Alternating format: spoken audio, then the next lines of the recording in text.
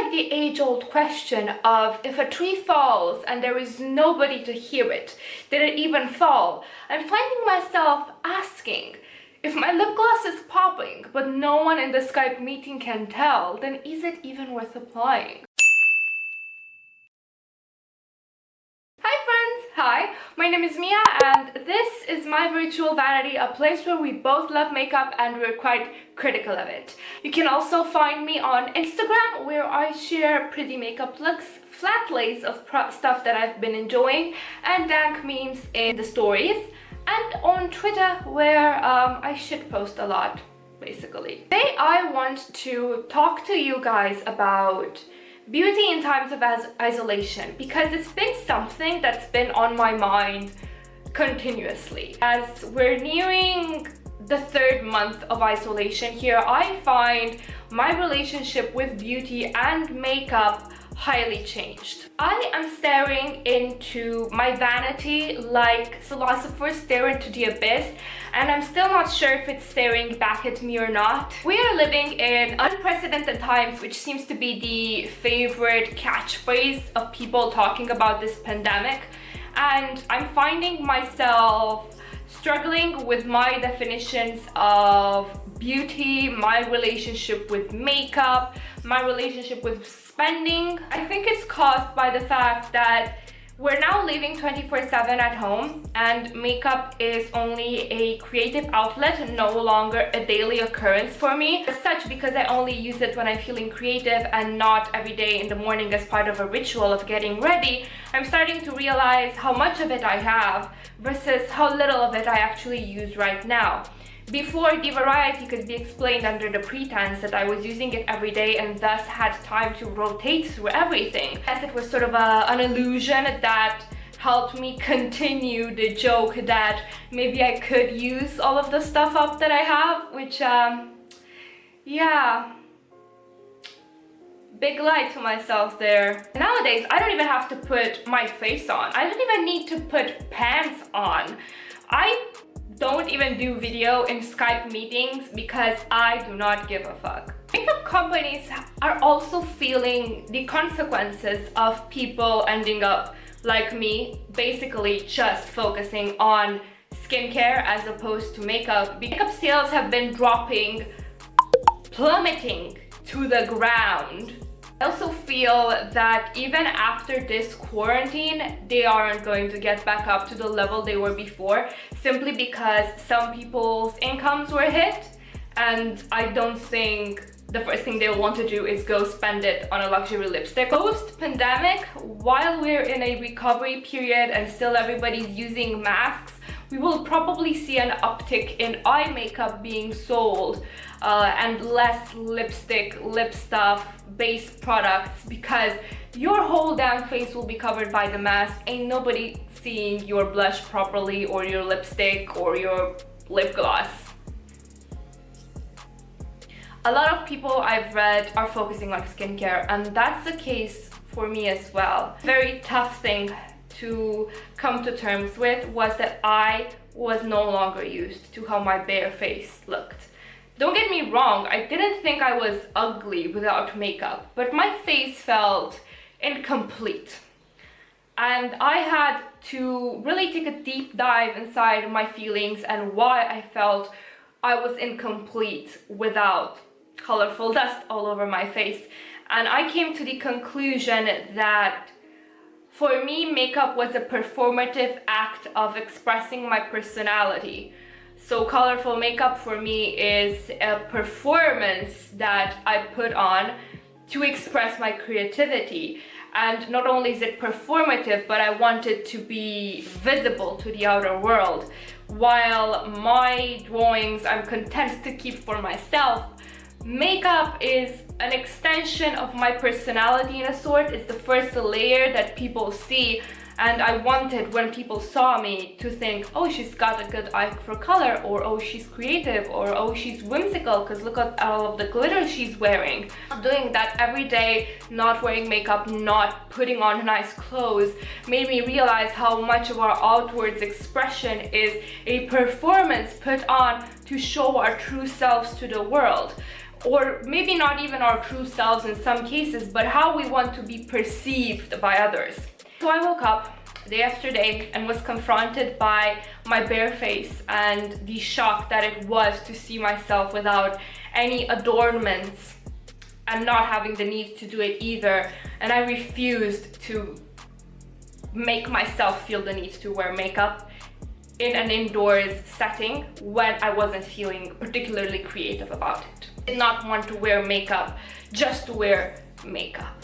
And so I had to get used to how my bare face looked. I came to terms with the fact that I am a creative person and I have a kaleidoscope of personality traits and blah blah blah outside the outward performance that I put on for the world and for myself to feel that I am my true self out there.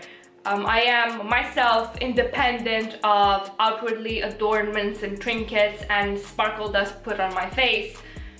And that gave me a lot of self-confidence. The break that I had from performative beauty allowed me to become more comfortable in who I am, in like my base look and who I am as you take me first thing in the morning when I wake up. You know, I don't think most people are asking these questions of themselves or having these existential problems regarding their appearance. I often have to remind myself that 90% of makeup users have their makeup bag in a literal makeup bag. They do not have hulking Alex doors full of eyeshadow, and they do not sit like myself and maybe some of you on top of a literal hoard of makeup like Smaug upon its gold. It also made me realize how much makeup we can apply simply out of inertia. Let's take it for example when I draw. There are same things that I enjoy drawing for the sake of drawing. Like I really enjoy drawing faces, but then the rest of the things that I draw I am either indifferent towards or annoyed by because I have to put them on to make a complete piece. And so much like e-painting, where you draw the things that you like but then you have to add in the rest to enhance what you're trying to say through your art, so you end up kind of doing the same thing to your face because either society or the way you were taught to do makeup or makeup YouTube or your own mind tells you that you need such and such to make such work, and you need something to be framed by another or be contrasted with another thing to actually make a full face. For example, I would not do an eye look without my brows. I would not do an eye look without mascara. If I have all of those on, then I feel the need to add some cheek product so my face doesn't look overpowered by the eyeshadow. I feel the need to add highlighter then because I like something sparkly. But then if I add blush and highlighter, I want to have a clean base, so I add foundation. But if I add foundation and I want it to last, then I have to add primer. But if I add then primer and foundation and I don't set it with powder, then it's gonna be gone.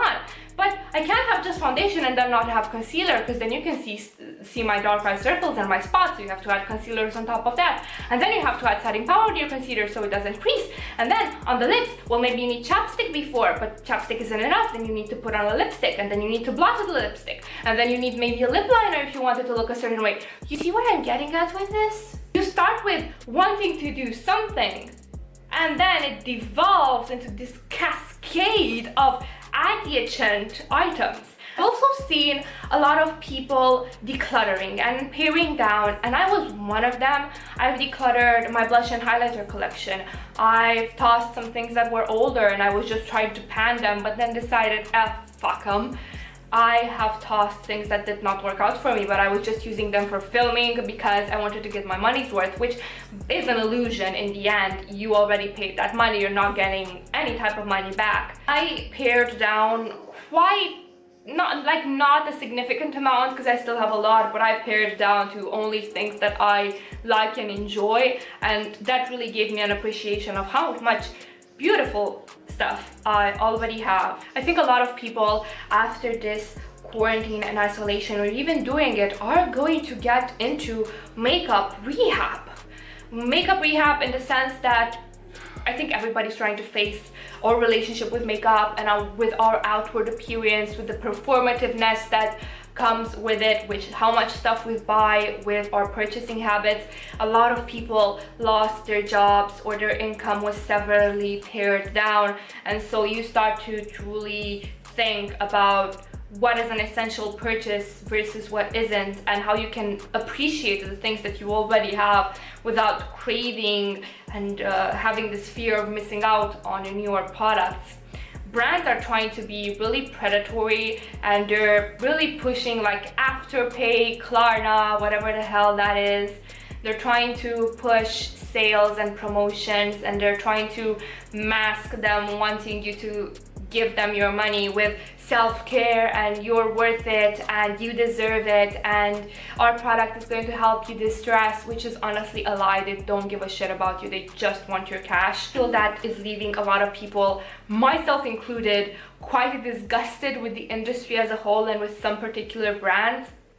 Beauty YouTube is seeing a decline. Nobody's getting the views that they used to before, and I think it's because a lot of people are turning very tone deaf to what their audiences are going through and what even other creators are going through, and that grates a lot, because when you're in a huge amount of stress, you don't want to see someone sitting in a pristine vanity room preaching to you about like $50 mascara or whatever. It's really grating. Really going to see a downtick in views and subscribers, in people just loving their content. I think people that either acknowledge the situation or try to create adjacent content that is not pushing new product, or things that are more non-beauty related, I think those will be the people that will get through this pandemic with their viewership intact. After we get our freedom back, I think the whole industry will plummet as a whole. Some brands maybe will go under, and I'm afraid it's probably going to be the tiny indie brands as opposed to the big conglomerates who don't give a shit about us. I think sales and makeup are going to go down. I think people are just going to keep buying skincare. I mean, what else can we do until this is over except hope for the best, pray for the recovery of those affected, pray that nobody that we know is affected, and try to be optimistic. Just wake up every morning, try to be creative with our makeup if we feel like it, or take a break if we feel like it. Focus on skincare if we feel like it, or don't focus on anything at all, but coping mechanisms that will help us get through this. I think I rambled quite enough. I would like to hear your opinions and how your beauty regime changed, what you think the trends are going to be, how your relationship with makeup and your makeup collection changed. I would really love to hear it. Thank you guys so much for watching, and I hope you have a wonderful evening, morning, second breakfast, third lunch, or whatever it is where you're from. Bye!